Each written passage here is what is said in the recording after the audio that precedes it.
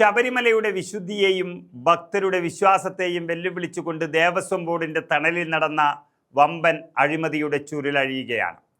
ശബരിമലയിലെ ഏറ്റവും പ്രധാനപ്പെട്ട വഴിപാടായ പടിപൂജ അതിൻ്റെ ബുക്കിങ്ങിൽ നടന്ന ഗുരുതരമായ ക്രമക്കേടുകൾ ഹൈക്കോടതിക്ക് മുന്നിലെത്തിയതോടെ പിണറായി സർക്കാരും ദേവസ്വം ബോർഡും ഒരിക്കൽ കൂടി അക്ഷരാർത്ഥത്തിൽ പ്രതിരോധത്തിലായിരിക്കുന്നു. 2045 വരെയുള്ള പടിപൂജ ബുക്കിംഗ് രജിസ്റ്ററുകളും അനുബന്ധ രേഖകളും പിടിച്ചെടുത്ത് മുദ്രവെച്ച കവറിൽ ഹാജരാക്കാൻ ഹൈക്കോടതി ആവശ്യപ്പെട്ടിരിക്കുകയാണ്. Justice P Vijayaraghavan, justice K V Jayakumar എന്നിവരടങ്ങുന്ന ദേവസ്വം ബെഞ്ചാണ് ഉത്തരവിട്ടിരിക്കുന്നത്. അയ്യപ്പൻ്റെ നടയിൽ പോലും കരിഞ്ചന്തയും ബിനാമി ഇടപാടുകളും നടത്തിയ ഉദ്യോഗസ്ഥരും ഇടനിലക്കാരും ഇതോടെ കുടുങ്ങുമെന്ന് ഉറപ്പായി കഴിഞ്ഞു. കുംഭമാസ പൂജാ കാലയളവിലെ അപര്യാപ്തതകളുമായി ബന്ധപ്പെട്ട് സ്പെഷ്യൽ കമ്മീഷണർ സമർപ്പിച്ച റിപ്പോർട്ടിൻ്റെ അടിസ്ഥാനത്തിലാണ് ചില വ്യക്തികൾ വ്യാജവിലാസം നൽകി ബുക്കിംഗ് സ്വന്തമാക്കിയ ശേഷം അത് മറിച്ച് വിൽക്കുന്നതായി ദേവസ്വം വിജിലൻസ് കണ്ടെത്തിയത്. ആ പ്രാഥമിക അന്വേഷണത്തിലെ കണ്ടെത്തലുകൾ ശരിയാണ് എന്ന് വ്യക്തമായിരിക്കുന്നു. ഇത്തരം ക്രമക്കേടുകൾ വ്യാപകമായി നടക്കുന്നുണ്ട് എന്നാണ് വിവരം ലഭിച്ചിരിക്കുന്നത്.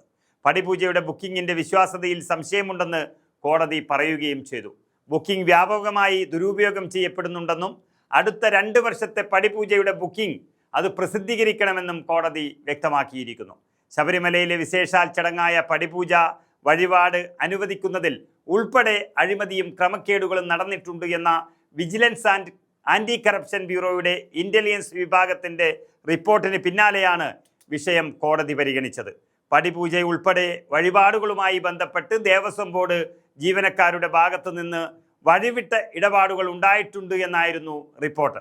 ആചാരങ്ങളിൽ ഇടപെട്ട രീതികളിലും ക്രമക്കേടുണ്ട് എന്നാണ് റിപ്പോർട്ട് പറയുന്നത്.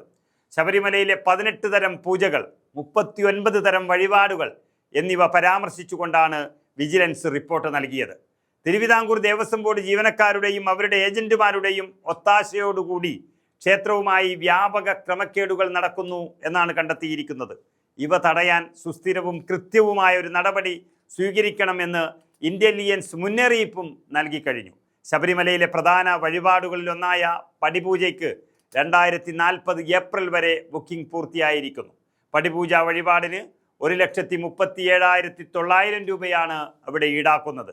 ബുക്ക് ചെയ്യുന്ന പൂജ നടക്കുന്ന സമയത്ത് പൂജാ സാധനങ്ങളുടെ വിലയിൽ മാറ്റം വന്നാൽ അതനുസരിച്ചുള്ള തുക വഴിപാടുകാരൻ അടയ്ക്കേണ്ടി വരും. ശബരിമല ദേവസ്വം അഡ്മിനിസ്ട്രേറ്റീവ് ഓഫീസിൽ പണമടച്ച് വഴിപാട് ബുക്ക് ചെയ്യാം. ഭക്തരുടെ തിരക്കേറെ ഉണ്ടാകുന്ന മണ്ഡല മകരവിളക്ക് കാലത്ത് ഈ പടിപൂജ ഇല്ല.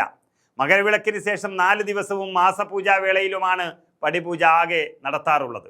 വിഷു, ഓണം, പ്രതിഷ്ഠാദിനം എന്നീ അവസരങ്ങളിലും പടിപൂജ ഉണ്ടാകാറുണ്ട്. മറ്റൊരു പ്രധാന വഴിപാടായ സഹസ്രകലശത്തിന് 2034 മെയ് വരെ ബുക്കിംഗ് പൂർത്തിയായി കഴിഞ്ഞു. 91,250 രൂപയാണ് ഇതിൻ്റെ നിരക്ക്. എല്ലാ മാസപൂജകളിലെയും അവസാന ദിവസമാണ് സഹസ്രകലശം നടത്തുന്നത്. 1000 കലശം പൂജിച്ച് ഭഗവാൻ അഭിഷേകം നടത്തുന്നതാണ് ഈ പൂജ. കളഭാഭിഷേകം 2027 വരെ പൂർത്തിയായി. 2028 ജനുവരിയിലേക്കാണ് ഇപ്പോൾ ബുക്കിംഗ് നടത്തുന്നത്.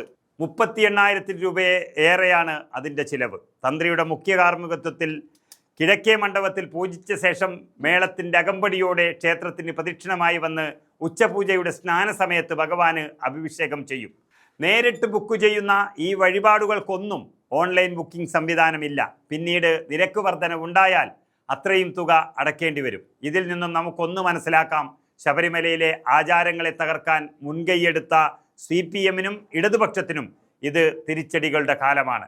ശബരിമലയിൽ കാണിച്ചു കൂട്ടിയ അധർമ്മങ്ങൾക്കെല്ലാം ഒന്നിച്ച് തിരിച്ചടി കിട്ടുന്ന കാഴ്ചയാണിത്. ആചാരങ്ങളിൽ പോലും വിട്ടുവീഴ്ച വരുത്തിക്കൊണ്ട് ദേവസ്വം ബോർഡ് നടത്തിയ ഈ കള്ളക്കളിയിൽ ഉന്നതരുടെ പങ്ക് വളരെ വ്യക്തമാണ്. വിശ്വാസികളെ വഞ്ചിച്ചുകൊണ്ട് പണം തട്ടുന്ന ഈ മാഫിയയെ സംരക്ഷിക്കുന്ന സർക്കാരിൻ്റെ മുഖംമൂടിയാണ് ഇപ്പോൾ അഴിഞ്ഞു വീഴുന്നത്.